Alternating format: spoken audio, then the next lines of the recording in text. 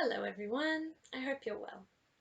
For today's performing arts task, we are going to continue practicing our patterns of strong beats and weak beats in familiar songs. In last week's lesson, we played a game called Bounce High, Bounce Low. It went like this.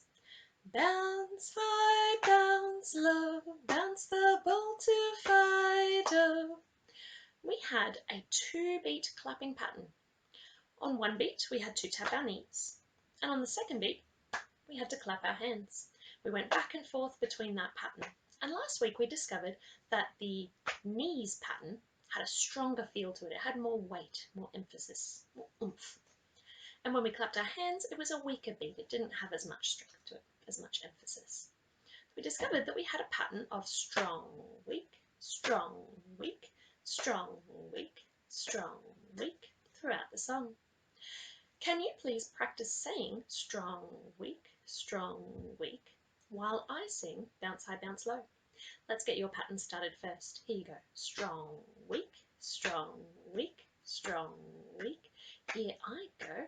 Bounce high, bounce low, bounce the ball to Fido. Well done. Let's swap jobs. I'm going to continue saying strong, weak, and I'd like you to sing along. Bounce high, bounce low. I will give you a count in. 1, 2, here we go.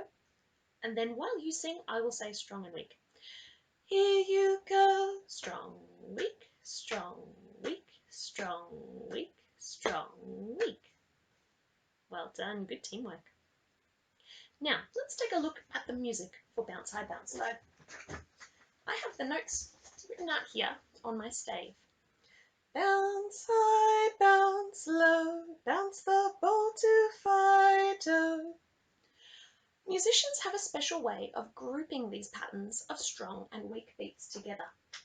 We put them into groups called bars.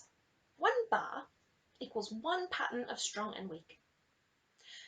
We divide these bars up using something called bar lines. Let's make a start. We have our first pattern here, bounce high, strong, weak. Once we've gotten through that pattern, we draw a line throughout the entire length of the stave like that, separating this into one bar, one lot of the pattern. Where would our next bar line go? Strong, weak. There's our next bar line. Now coming up we have a TT. Remember that even though there are two sounds, it still counts as one beat. So both these notes count as one strong beat, and both these notes count as one weak beat.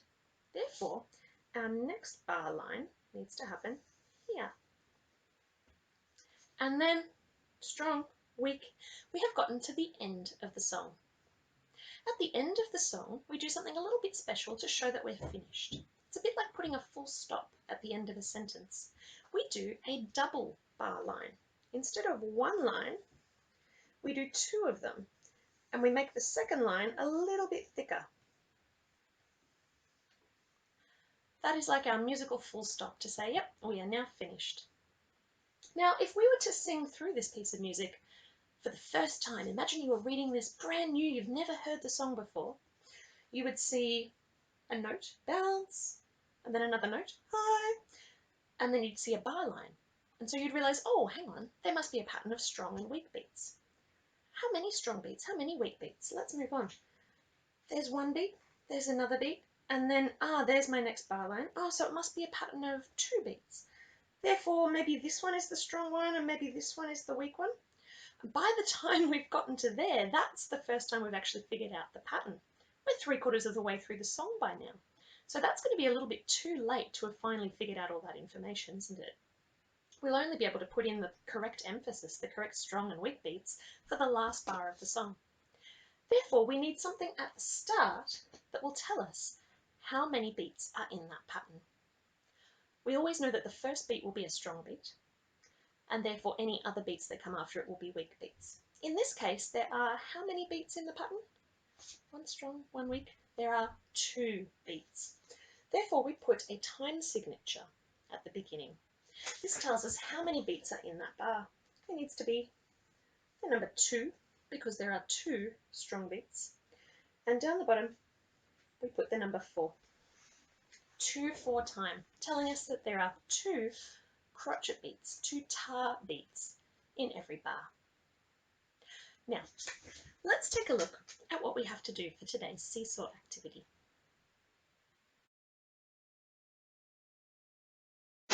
When you click on the Add Response button, you'll be taken to a template that looks like this. We can see that we have all of the notes for bounce high, bounce low written out, and the words underneath. We need to use the drawing tool to add bar lines and a time signature.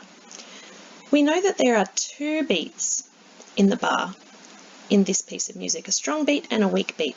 So at the beginning we need to add a big number 2, and because the type of beats they are crotchet beats or tar beats, we add a number 4 in the bottom half of the stave. Notice how the top number takes up 2 spaces and the bottom number takes up 2 spaces. Then we need to add in our bar lines after every 2 beats. 1 beat, 2 beats, draw a bar line. Make sure that the bar line goes from the top of the stave all the way down to the bottom. 1 beat, 2 beats, draw a bar line. 1 beat, remember that TT, whilst it's 2 sounds, it's still just 1 beat together. So those 2 notes there become 1 beat. These 2 notes will also become 1 beat.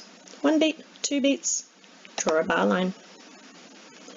And 1 beat, 2 beats, draw a bar line. As you may remember, we need to put a double bar line at the end of our piece of music to show that it is finished. 1, 2. Then click on the green tick at the top to submit your work when you're done.